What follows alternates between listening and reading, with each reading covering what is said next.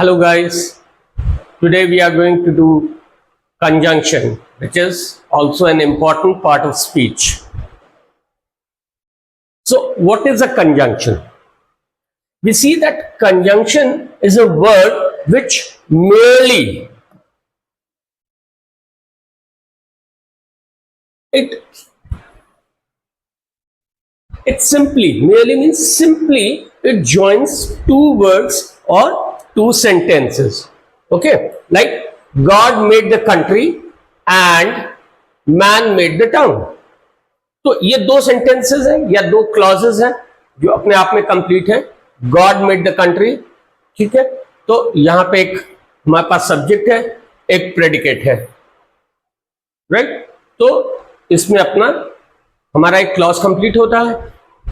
Man made the town, man हमारा subject है, made the town predicate है. तो ये भी एक कंप्लीट क्लॉज है और अपने आप में सेल्फ सस्टेनिंग क्लॉज है. इन दोनों क्लॉजेस को जोड़ रहा है एंड. तो God made the country and man made the town. So here the conjunction is doing the work of joining two sentences. Our hoard is little but our hearts are great. But लेकिन, तो यहां पे ये दो sentences, our hoard is little, हमारी संख्या कम है पर हमारे दिल बहुत मजबूत है, राइट. शी मस्ट वीप और शी विल डाई, राइट. दो सेंटेंसेस को ज्वाइन कर रहा है. 2 and 2 मेक्स 4. तो यहां ये दो वर्ड्स को ज्वाइन कर रहा है, 2 and 2. ओके.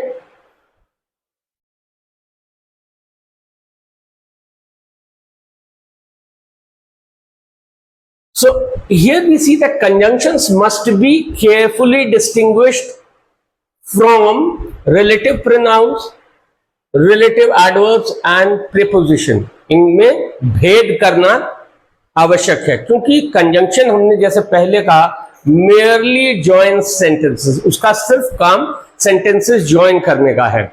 लेकिन relative adverbs, relative pronouns ये भी they also connect to sentences, but इनका काम और भी होता है, ज्यादा होता है.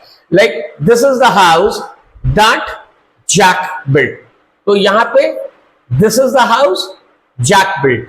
दैट जो है एक रिलेटिव प्रोनाउन है. ये यहां पे इन दो सेंटेंसेस को जोड़ भी रहा है, एक कंजंक्शन का काम भी कर रहा है, पर ये एक रिलेटिव प्रोनाउन का भी काम कर रहा है जो कि हाउस को पॉइंट कर रहा है. यही वो घर है जो जैक ने बनाया था, that house, right. This is the place where he was murdered. यहां वेयर जो है इन दो सेंटेंसेस को, this is the place he was murdered. तो जहां पे यहां पे एक कंजंक्शन का काम कर रहा है, पर ये और भी काम कर रहा है, एक रिलेटिव एडवर्ब का भी काम कर रहा है. ठीक है.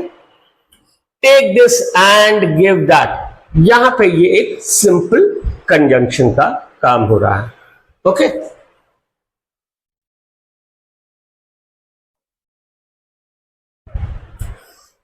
कुछ कंजंक्शंस होते हैं जो पेयर्स में यूज होते हैं. Either or, neither nor, both and, whether or, not only but also, right. Like either take it or leave it. तो जहां पे चॉइस है वहां पे हम कहते हैं कि आइदर और साथ में लगते हैं. पर ऐसा नहीं कि जिस सेंटेंस में आइदर लगेगा उसमें और लगना जरूरी है, नहीं, ऐसा कुछ नहीं है. Here it is acting as a conjunction used in pairs, जोड़े में. हम ऐसे भी सेंटेंस लिख सकते हैं कि see either of these books are good. इनमें से कोई भी किताब जो है वो अच्छी है. तो यहां पे हम आइदर यूज कर रहे हैं, राइट. तो जरूरी नहीं कि अगर सेंटेंस में आइदर होगा तो और भी होगा. लेकिन हां, जहां कंजंक्शन की बात आएगी, यहां पे आइदर एक कंजंक्शन का काम नहीं कर रहा है, राइट. यहां पे कंजंक्शन का काम नहीं कर रहा है. तो आइदर टेक इट, जहां पे कंजंक्शन होगा वहां पे और लगेगा, right. Both and, we both love and honour him. यहां पे बहुत ध्यान देने वाली बात है कि जब भी कंजंक्शंस के बात होगी तो जहां और चॉइसेस आएंगे तो बोथ के साथ हमेशा ध्यान रखिएगा एंड जरूर दिखना चाहिए। Again, it is not that in a sentence हम बोथ को अकेला यूज नहीं कर सकते। Both of you go to the market, both of you, तुम दोनों मार्केट जाओ, यहां पे हम बोथ को अकेला यूज कर रहे हैं। लेकिन यहां पे both of you go to the market में बोथ कंजंक्शन नहीं है, लेकिन जब किसी सेंटेंस में बोथ कंजंक्शन होगा तो वो अकेला नहीं होगा, एंड के साथ होगा। Both, we both love and honour him, right. Whether or not, I do not care whether you go or stay. Not only but also, अगर नॉट ओनली लगा है एक कंजंक्शन में तो बट ऑल्सो भी उसके साथ पेयरिंग होनी चाहिए। He is not only foolish but also obstinate, right. वो खाली मूर्ख ही नहीं है पर जिद्दी भी है। Okay, so these conjunctions which are used in pairs are called correlatives. ये वो रिलेटेड होते हैं, साथ साथ कोरिलेटेड होते हैं, so they are also called correlatives, right. यहां पे नॉट ओनली बट ऑल्सो में एक चीज का ध्यान रखिएगा कि जो कंजंक्शंस होते हैं ये इमीडिएटली अपने कनेक्टिंग वर्ड के साथ लगे रहते हैं, ठीक। जैसे either take it or leave it, neither useful nor ornamental, ठीक। Both love and honour him. यहां पे जैसे ही visited not only Agra but also Delhi, तो नॉट ओनली आगरा के साथ लिखा हुआ है क्योंकि उसने ना सिर्फ आगरा गया पर दिल्ली भी गया, तो यहां पे हम आगरा को नॉट ओनली के साथ लगा के रखेंगे और दिल्ली को but all. He not only, अब देखने में तो ये सेंटेंस सही लग रहा है, he not only visited Agra but also Delhi, तो यहां पे नॉट ओनली विजिटेड बीच में आ गया ना, ये सेंटेंस ठीक नहीं है। यहां पे होगा ही visited not only Agra but also Delhi, इस चीज का ध्यान रखिएगा।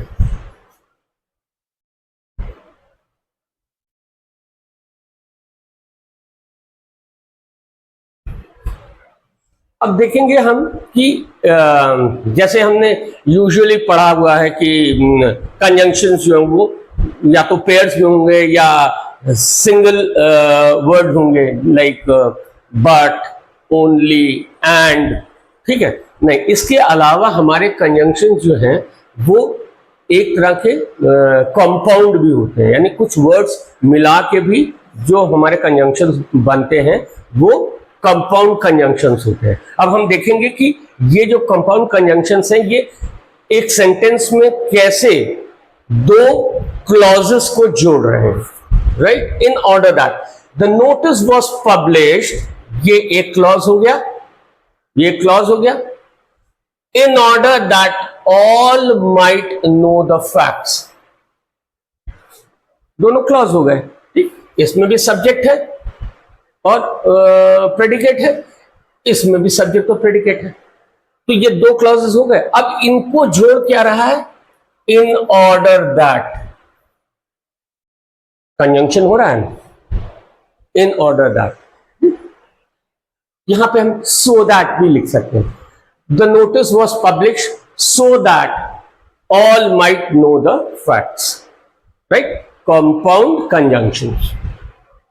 On condition that, on condition that कैसे यूज होगा, I will forgive you on condition that you do not repeat the offence, इस शर्त पे छोड़ूंगा कि तुम दोबारा से गलती ना करो, ठीक है। तो यहां पे आई विल फॉरगिव यू, ये क्लॉज हो गया।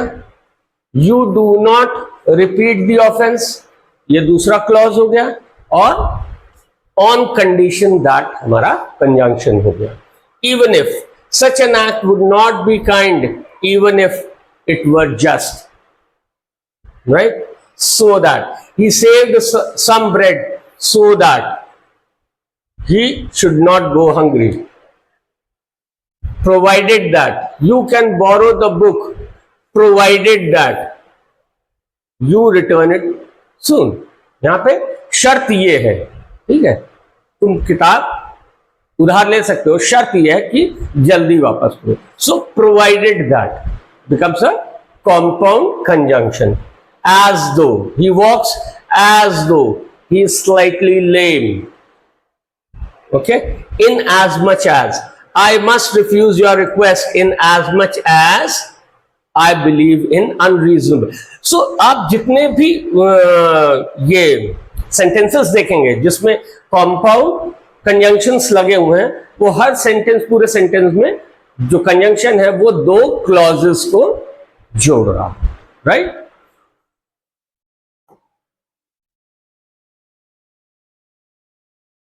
क्लासेस ऑफ कंजंक्शन, दो क्लासेस होती हैं, ये coordinating and subordinating, right. Now will see what is coordinating conjunction and later on what is subordinating conjunction, right. So birds fly and fish swim. Birds fly,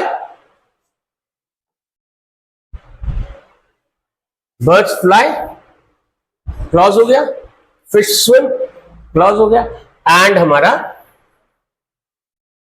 conjunction हो गया जो कि हमारा coordinating conjunction है. Coordinating conjunction क्यों है? क्योंकि हमारे दोनों सेंटेंसेस बर्ड्स फ्लाई और फिश स्विम ये इंडिपेंडेंट क्लॉजेस हैं और इक्वल रैंक के हैं. They are of equal rank, यानी बराबर के हैं, इसमें कोई किसी पे डिपेंडेंट या आधारित नहीं है. So that is why they are called of equal rank, right. So coordinating means of equal rank, right. So chief coordinating conjunctions are and, because they are joining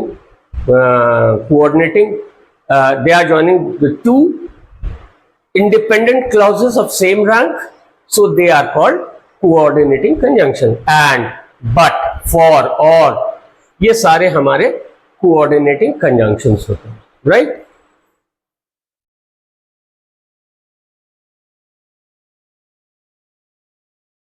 coordinating conjunctions चार तरीके के होते हैं. हम just for the sake of knowing it, but usually जो behavioural terms में हमें पता चल जाता है कि हमारा जो सेंटेंस है वो कोऑर्डिनेटिंग क्लॉजेस का बना है या सबऑर्डिनेटिंग क्लॉजेस का बना है, यानी डिपेंडेंट, एक में मेन क्लॉज है, एक में सबऑर्डिनेट क्लॉज है, या दोनों में इक्वल रैंक के मेन क्लॉजेस है. तो फिर भी हम फॉर डेफिनेशन से ये देख लेते हैं. ये कह रहा है कि क्यूमुलेटिव होता है, कोऑर्डिनेटिंग क्यूमुलेटिव होता है, ठीक है, which merely adds one statement to another. We carve not a line, we raise not a stone.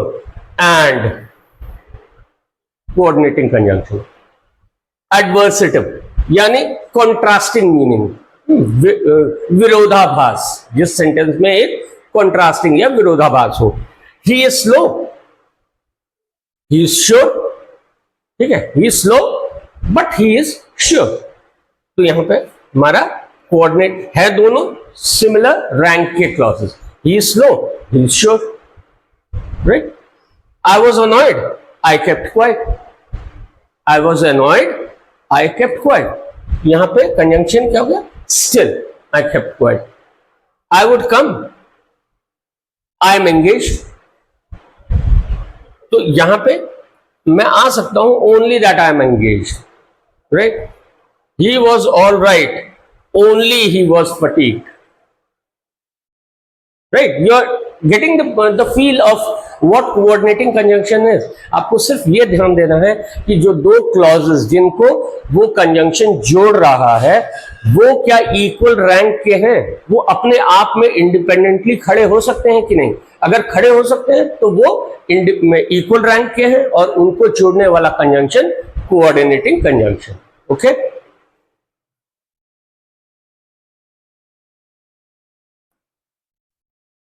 Alternative, you do this और दिस विल हैपन. ये करो, नहीं तो ये हो जाएगा, नहीं तो ये होगा. तो और आइदर ही इज मैड या नहीं तो या either he is mad or he feigns madness, neither a borrower nor a lender, they toil not, neither do they, neither not आ गया, they toil not, neither do they spin, या इसको विपरीत लिख सकते हैं, neither do they spin nor do they toil, okay, walk quickly else you will not overtake him. तो यहां पे हमारे पिछला वाला क्या था, एडवर्सेटिव यानी कॉन्ट्रास्टिंग था, और ये क्या है, ये एक ऑल्टरनेट दे रहा है, या तो ये करो नहीं तो ये, just an alternate, right. Illative means giving an inference, ये हुआ इसका मतलब वो हुआ था. अगर पहले हम स्टेटमेंट कहते हैं कि एक कहते हैं ये हुआ है इसका मतलब वो हुआ था, तो ये इन्फरेंस ड्रॉ करना हुआ. We are drawing an inference, like something certainly fell in, for I heard a splash. क्या हुआ, आई हर्ड अ स्प्लैश, इसका मतलब कुछ गिरा था. तो यहां पे हमारा कोऑर्डिनेटिंग कंजंक्शन हो गया for I heard a splash. All precautions must have been neglected, for the plague spread rapidly. जो प्लेग की बीमारी थी वो बहुत तेजी से फैल रही है. क्यों फैल रही है, तो इन्फ्लुएंस क्या हुआ, जो जरूरी प्रिकॉशंस थी वो नहीं ली गई होंगी, राइट. तो हमारा पहले एक ये हमारा एक इन्फ्लुएंस आ गया और ये स्टेटमेंट हो गया, right. The plague spread rapidly. लेकिन ये हैं दोनों, फिर भी आप अगर देखेंगे तो दोनों इक्वल रैंक के हैं clauses. All precautions must have been neglected, अपने आप में एक कंप्लीट क्लॉज है. The plague spread rapidly, complete clause, right. So इनको जोड़ने वाला कंजंक्शन हमारा कोऑर्डिनेटिंग कंजंक्शन होगा, राइट. सो यहां पे ये भी है कि अगर मोस्ट ऑफ द मतलब और या इसको छोड़ दिया जाए, राइट, तो नॉर और को, तो जनरली हम किसी भी कोऑर्डिनेटिंग कंजंक्शन की जगह सेमीकोलन लगा लेंगे. तो this is as good as putting any of the coordinating conjunction, like Rama went out to play and Hari stayed into work. तो यहां पे हमने एंड ना लगा के सेमीकोलन लगा दिया, तो it shows that the conjunction has been settled. Okay.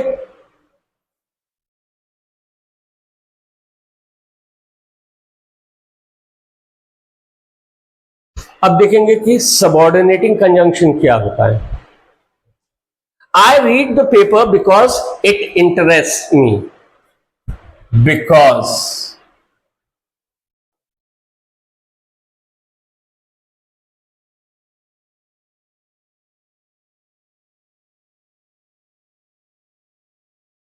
right, I read the paper because. अब यहां पे दोनों क्लॉज इंडिपेंडेंट नहीं रह गए. I read the paper, ये तो एक क्लॉज है जो कि अपने आप में कंप्लीट है. I read the paper, खत्म, राइट. लेकिन इसके बाद का क्लॉज देखिए, it interests me. जब हम कहेंगे इट इंटरेस्ट मी, ये क्लॉज तो है लेकिन अपने आप में it is not making sense. ये तभी सेंस मेक करेगा जब हम इसको इसके साथ रिलेट करेंगे. तो क्या हो गया, ये हो गया हमारा मेन क्लॉज,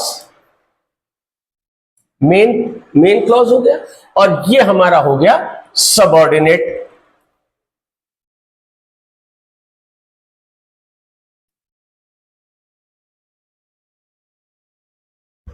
ठीक है, तो हमने सेंटेंस में देखा. अब हमारा पास एक मेन क्लॉज है और इस मेन क्लॉज पे डिपेंडेंट है ये क्लॉज, तो इसको हम कहते हैं सबऑर्डिनेट क्लॉज. तो इन दोनों क्लॉजेस को जोड़ने वाला कंजंक्शन वो हो जाएगा subordinate conjunction. Because, right, got the point. ठीक है. चीफ सबऑर्डिनेट कंजंक्शंस कौन कौन से होते हैं? Because, after, if, that, before, unless, where, ये सारे आप देखेंगे। ये जब कंजंक्शंस आपको मिलेंगे तो वो सेंटेंस में जो दो क्लॉजेस होंगे, एक मेन क्लॉज होगा, दूसरा सबऑर्डिनेट क्लॉज होगा, right. After the shower was over, the sun shone out again, right. तो the sun shone out again, ये एक अपने आप में कंप्लीट क्लॉज है। तो ये क्या हो जाएगा? ये हो जाएगा main clause. The shower was over, नहीं, ये अपने आप में एक मीनिंग नहीं देता। और हमारा सबऑर्डिनेट क्लॉज जुड़ा भी इसके साथ है। तो यहां पे हमने देखा after the shower was over, the sun shone out again. As he was not there, I spoke to his brother, right. Subordinate, he was not there, I spoke to his brother. As he was not there, this is linking. He ran away because he was afraid, right? Answer the first question before you proceed further, right? तो यहां पे हम सीधा सीधा देख रहे हैं कि ये हमारा सबऑर्डिनेट क्लॉज हो गया, क्योंकि you proceed further, ये समझ नहीं, मतलब ये कोई सेंस नहीं बना रहा है। आंसर द क्वेश्चन फर्स्ट, तो ये एक सेंस बना रहा है। तो ये मेन क्लॉज हो गया और हमारा ये पूरा सबऑर्डिनेट क्लॉज हो गया और जुड़ने वाला सबऑर्डिनेट कंजंक्शन हो गया, ठीक। You will pass if you work hard, right. तो जितने भी ये हैं, after, because, if, unless, before, although, दो, ये सारे सबऑर्डिनेट कंजंक्शंस हो जाते हैं।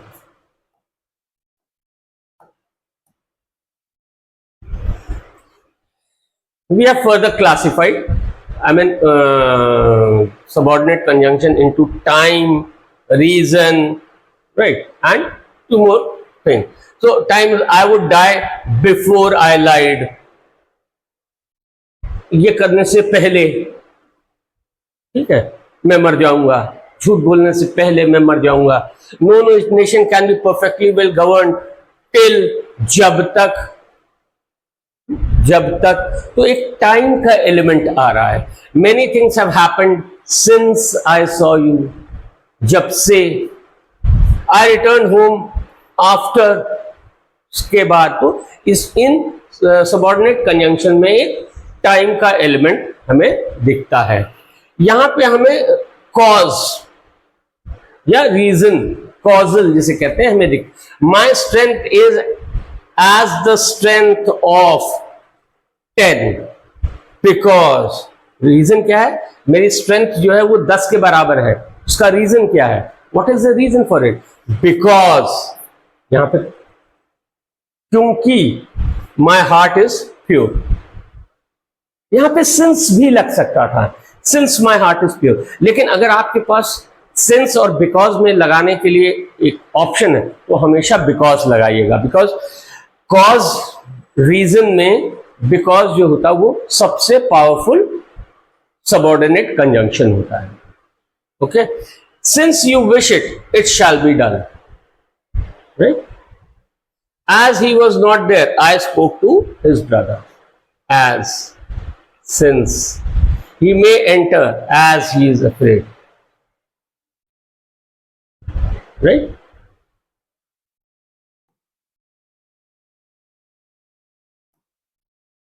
पर्पस क्या है उसका? we eat so that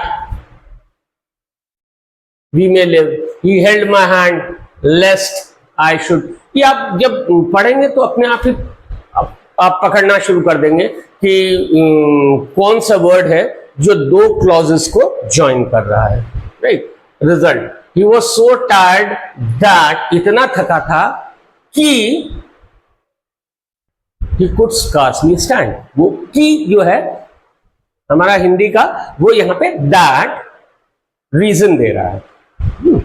तो इतना थका था कि वो खड़ा भी नहीं हो पाया, राइट। कह रहा है कि he was so tired so that he could scarcely stand। Conditional, if जब लग जाएगा तो वहां कंडीशनल हो जाती है, कंडीशन लग जाती है। Rama will go if Hari goes, अगर वो जाएगा तभी राम जाएगा, right? Grievances cannot be redressed unless they are known. जब तक हमारे को grievances के बारे में पता नहीं होगा तब तक हम उसका solution नहीं बता सकते हैं, unless this is known, right? He will not give me a cup of coffee unless I pay him, right? तो यहां पे क्या हो रहा है, हमारा कंडीशन लग रही है, कंडीशन है कि मुझे पेमेंट करना पड़ेगा, यही प्राइमरी कंडीशन, तभी मुझे कॉफी मिलेगी. Concessions, I will not see him though he comes, though he slay me yet I will trust him. Concession दे रहा हूं मैं, right? A books a book although there is nothing in it. तो ये बड़ा mild form of conjunction है जिसमें हम कंसेशंस दे रहे हैं. मेन इसको ऐसे ही पकड़ लीजिए, यहां से दो ही स्लेम, जब उसने मुझे मार भी दिया तब भी कोई बात नहीं, मैं उसको I will trust him. Comparison, he is stronger than Rustam, right? ये कंपैरिजन हमारा कंपैरेटिव एडजेक्टिव में भी आ जाता है.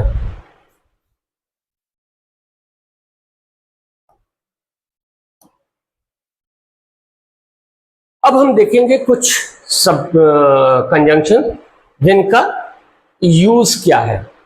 सिंस, कहां कहां सिंस हम यूज कर सकते. From and after the time we were. Since, from and after the time. I have been in such a pickle since I saw you.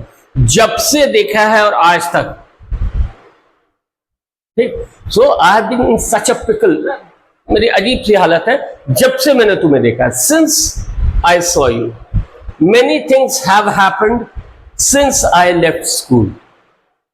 तो मैं आज खड़ा होकर बोलूं कि जब से मैंने स्कूल छोड़ा था तब से लेके आज तक बहुत सारी चीजें हो गई. ठीक है, तो सिंस कहां यूज होगा? From and after the time when, आज तक. सिंस दैट टाइम और आज मैं खड़ा हूं आज तक. I have never seen him, मैं आज बोल रहा हूं ना, I have never seen him since that unfortunate event. यहां इन सब जगहों पे जब हम किसी पुरानी पास्ट की बात कर रहे हैं और आज की तारीख में खड़े होकर वो बात कर रहे हैं तो हम सिंस लगाते हैं, right? And here we have to just notice, आपको ये नोटिस करना पड़ेगा कि हम सिंस कहां पे लगाएंगे. यहां पे हम एक चीज देखते हैं, आई हैव हैपेंड. यहां पे जो सिंस है उसके पहले जो है वो प्रेजेंट परफेक्ट टेंस लग रहा है, प्रेजेंट परफेक्ट, और बाद में लग रहा है past, simple past. Present perfect और सिंपल पास्ट सिंस के अगल बगल लगेंगे, क्योंकि फ्रॉम दैट टाइम तो वो हो जाएगा सिंपल पास्ट आज का, यानी प्रेजेंट परफेक्ट, राइट? तो इसमें आप हमेशा देखेंगे I have been in such a pickle, present perfect हो गया. I saw you last, I saw you last, saw, see, saw, past tense. Many things have happened since I left school, right? I left school, present perfect. Many things have happened. Have happened यानी यहां पे many things have happened. तो ये हो गया, I mean, wait, yes. Since I left school, right? So I left school is the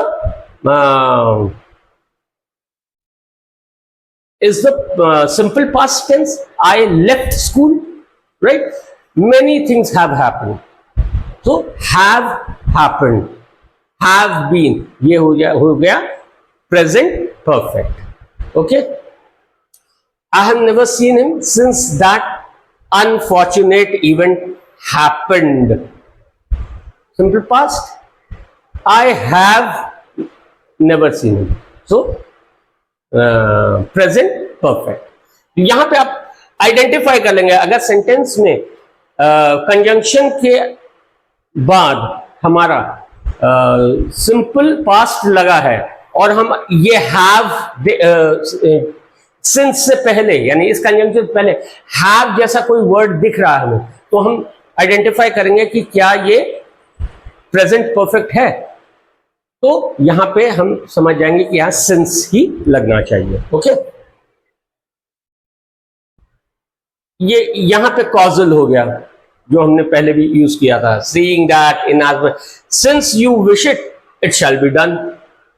ठीक, एक cause हो गया ना, क्योंकि आप इसको विश कर रहे हैं, it shall be done. Since you will not work you shall not eat. The cause is the cause for your not eating will be क्योंकि तुम काम नहीं करना चाह रहे हो। Since that is the case, I shall excuse you. Okay?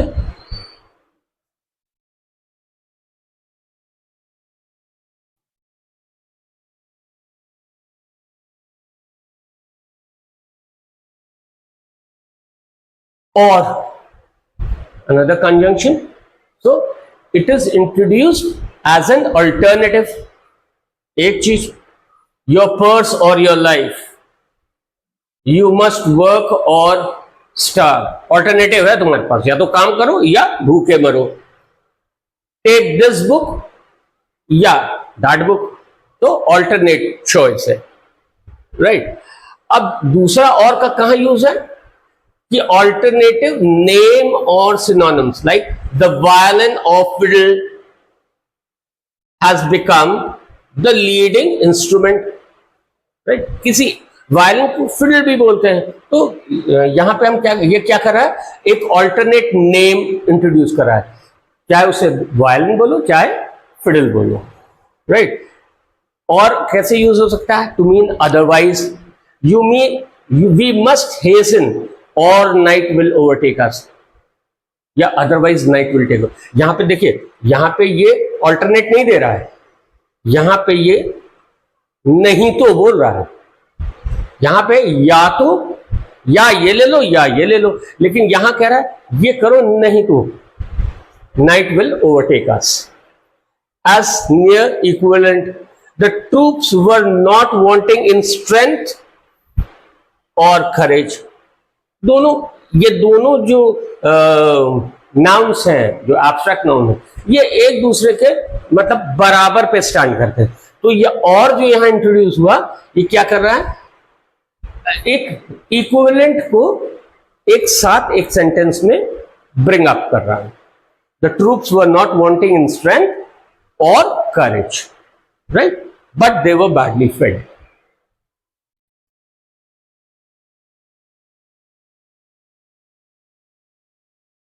If कहां use होगा, जैसे हमने पहले देखा था कंडीशनल में यूज होता है, ठीक है। तो हम और देखते हैं इफ कहां कहां यूज हो सकता है। ऑन कंडीशन और supposition, if he is here I shall see him, if that is so I am content. Condition है या सपोज कर रहे हैं, यहां पे एडमिट कर रहे हैं, यहां कंडीशन नहीं है, एडमिटिंग है। If I M blunt I am at least honest, अगर मैं मुंह फट हूं तो मैं कम से कम सच्चा तो हूं, राइट। यहां पे एडमिशन है। If I am poor yet I am honest, right. Whether, यहां पे whether, I asked him if he would help me, यहां पे आप वेदर भी लगा सकते हैं। I asked him whether he would help me, I wonder whether he will come. तो यहां पे इफ और वेदर का इंटरचेंज हो सकता है। Whenever, if I feel any doubt, I inquire. So, whenever I feel any doubt, I will inquire. Right? If is also used to express a surprise. Only if I knew. Right? Only if I knew only, तो एक exclamation है, एक surprise है, वहां पे भी if use हो सकता है, right. That as a conjunction, ठीक है। So it retains the force of a demonstrative pronoun. यह डेमोन्स्ट्रेटिव प्रोनाउन हमने पढ़ा था एक प्रीवियस लेक्चर्स में, प्रोनाउंस में, कि एक डेमोन्स्ट्रेटिव यानी कि डेमोन्स्ट्रेट करना, उसको बड़ी फोर्सफुली कहना, right. So to express a reason or a cause, right. He was annoyed that he was contradicted. He was annoyed that he was contradicted.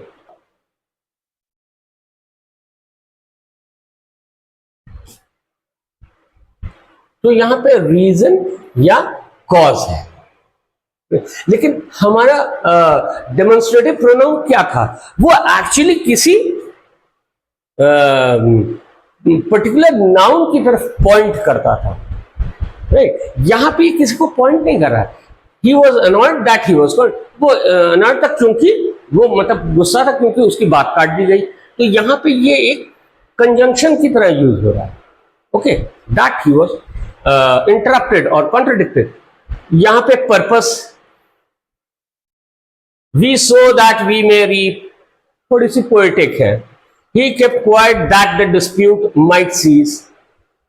But आजकल के में हमने देखा है, मतलब प्रेजेंट डे इंग्लिश यूजेज में हम ये रीजन या पर्पस के लिए दैट को नहीं यूज करते हैं।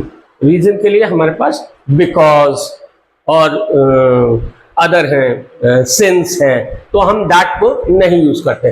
दैट को रिजल्ट के लिए ज्यादा यूज किया जाता है, कॉन्सिक्वेंस के लिए, ठीक है। I am so tired that I can not go on, यहां पे हम उसका कॉन्सिक्वेंस, ठीक है। मैं आगे क्यों नहीं जा पा रहा हूं, क्योंकि मैं बहुत टायर्ड हूं। I am so tired that I can not go on. He blood so profusely that he died, वो मर गया, क्यों मर गया, व्हाट वाज द रीजन, और वो द रिजल्ट वाज कि उसने he was bleeding so profusely, so as a result he died. He was so tired that he could scarcely stand, right. वो इतना टायर्ड था कि उसकी वजह से क्या हुआ, ही कुड स्कार्सली स्टैंड। रिजल्ट क्या हुआ, वो खड़ा नहीं हो पा रहा था। क्यों नहीं खड़ा हो पा रहा था, because he was so tired that he could scarcely stand. तो यहां पे हम देखेंगे कि जनरली ये दैट जो है हमारा एज अ रिजल्ट में यूज होता है।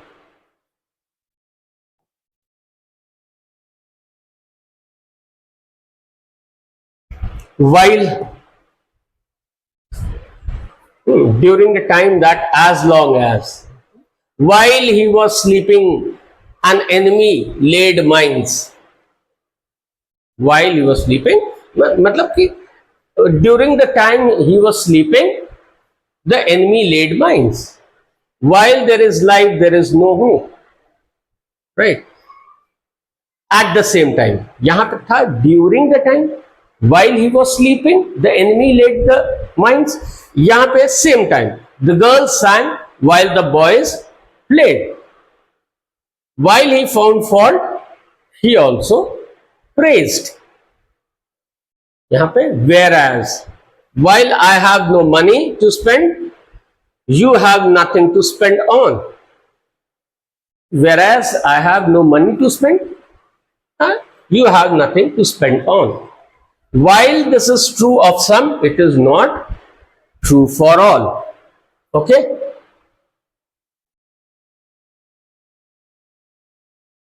only मतलब except that, but were it not a very pretty woman only she squints a little, very pretty woman only she squints, यहां पे कह सकते हैं except that, बहुत सुंदर है, लेकिन except that she squints. The day is pleasant only rather cold. He does well only that he is nervous. Right, यहां पे हमारा जनरली एक्सेप्ट जो है वो यूज हो सकता है, एक्सेप्ट वर्ड जो है वो यहां पे यूज हो सकता है, या ओनली जो है वो एक्सेप्ट की जगह यूज हो रहा है। राइट, लेकिन अब again it will say that except ye repent ye shall all likewise perish, except a man be born again he cannot see the kingdom of God। यहां पे अब आजकल हम एक्सेप्ट जो है एज अ कंजंक्शन नहीं यूज करते हैं, उसकी जगह अनलेस यूज करते हैं। यहां पे एक्सेप्ट लगना होगा specifically, like except ye repent, unless you repent you shall likewise perish, unless a man be born again he cannot see the kingdom of God। Right, तो अब जहां पे हमें लगता है कि एक्सेप्ट हो वहां पे हम अनलेस लगाते हैं। और बिकॉज फॉर सिंस में जैसे हमने कहा कि जो कॉजल कंजंक्शंस होते हैं उसमें सबसे ज्यादा फोर्स होती है बिकॉज की, उसके बाद जो है उसकी सिंस की, और सबसे कम फोर्स होती है फॉर की, कॉजल। राइट,